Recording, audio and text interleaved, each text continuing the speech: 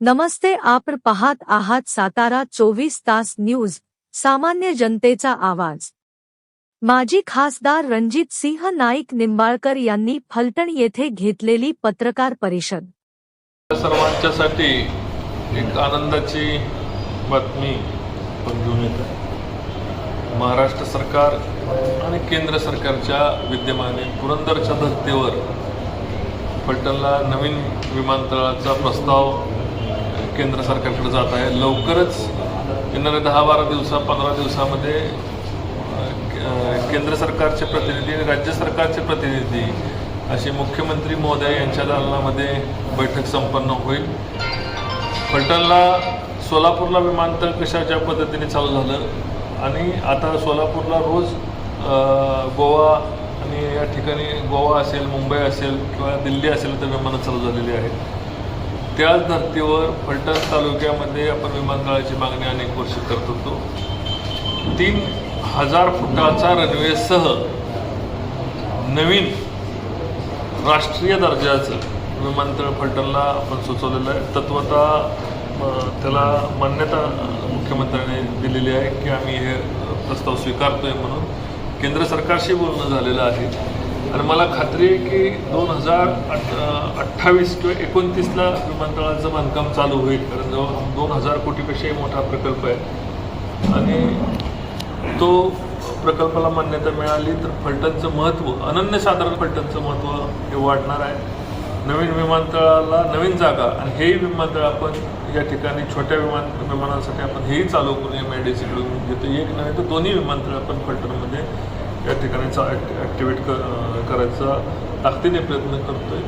मी खासदार होतो तेव्हाही प्रयत्न करतो, खासदार नसतानाही तालुक्यासाठी जे आपण प्रयत्न केलेत, सर्व रस्ते, महामार्ग, नीरा देवगरचा पाण्याचा प्रकल्प, जिल्हाधिकारी कार्यालय, साखरवाडीला तहसीलदार कार्यालय आणि जिल्हाधिकाऱ्यांची निविदा कालच मला वाटतं त्या निविदा नाही अधिसूचना प्रसिद्ध झाली।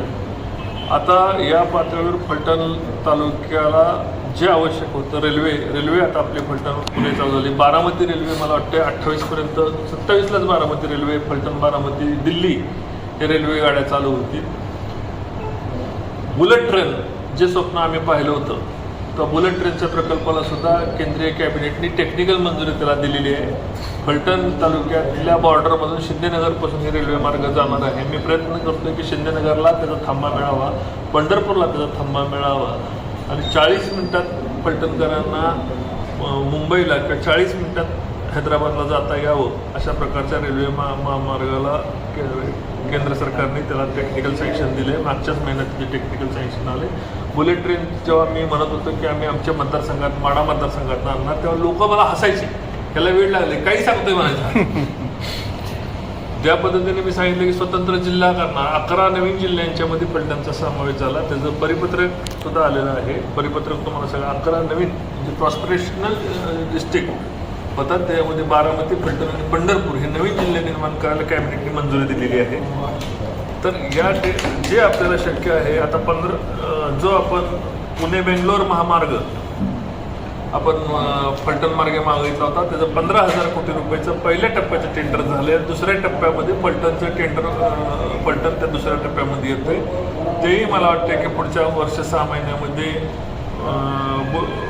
पुणे बेंगलोर मार्गाचं टेंडर होतं। ज्या पद्धतीने शहराच्या धर्तीवर आपण गडकरी साहेबांना मागणी केली होती की जिथनं बायपास तयार होतोय, बायपासचा रोड चांगला झाला आहे पण अंतर्गत रोड चांगला नाही, तर नवीन 97 कोटी रुपयाच्या जिथून दूधसंघापासून विडणीपर्यंत शहरातनं जाणाऱ्या 97 कोटी रुपयाच्या नवीन रस्त्याला गडकरी साहेबांनी मान्यता दिली। त्याचं टेंडरही झालं। आता टेंडर बहुतेक 8-10 दिवसात त्याचं उघडलं जाईल आणि पुढील 1.5 महिन्यात 2 महिन्यात त्याचं काम चालू होईल। जी मागणी आपण दहिवडी रोडसाठी केली होती तर दहिवडी रोडचं काम सुद्धा वेगाने आता जवळपास 4000 कोटी रुपयाचा प्रकल्प चालू झालेला आहे। फलटणमध्ये नवीन रेस्ट हाऊस आपण मंजूर करून घेतलेलं आहे। रेस्ट हाऊसचं आता टेंडर ह्या 2-3 दिवसामध्ये रेस्ट हाऊसचं टेंडर होईल जवळपास 93 कोटी रुपये आपल्याला बजेटमधनं महाराष्ट्र सरकारने दिलेले आहे. रेस्ट हाऊस असेल, नवीन चांगलं रेस्ट हाऊस करणे असेल, माझा आता बस स्टँड चांगल्या पद्धतीने नवीन निर्माण करायचा आम्ही विचार केला आहे. विमानतळ, रेल्वे स्टेशन हे प्रकल्प आपण हयात असताना, आपण ताकदीने काम करत असताना फलटण तालुक्याला देता यावे आणि तुमच्या सर्वांच्या आणि या ठिकाणी माझ्या नसणाऱ्या सर्वांच्या सहकार्यांच्या आशीर्वादामुळं आपण त्या ठिकाणी ताकद लावू शकतोय.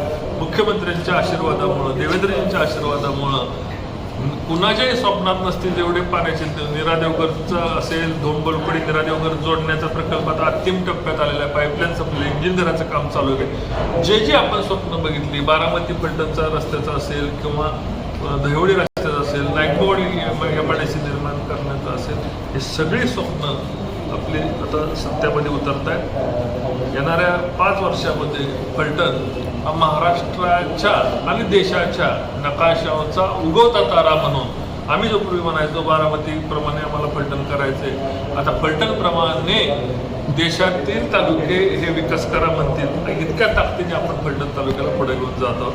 जय हिंद, जय महाराष्ट्र.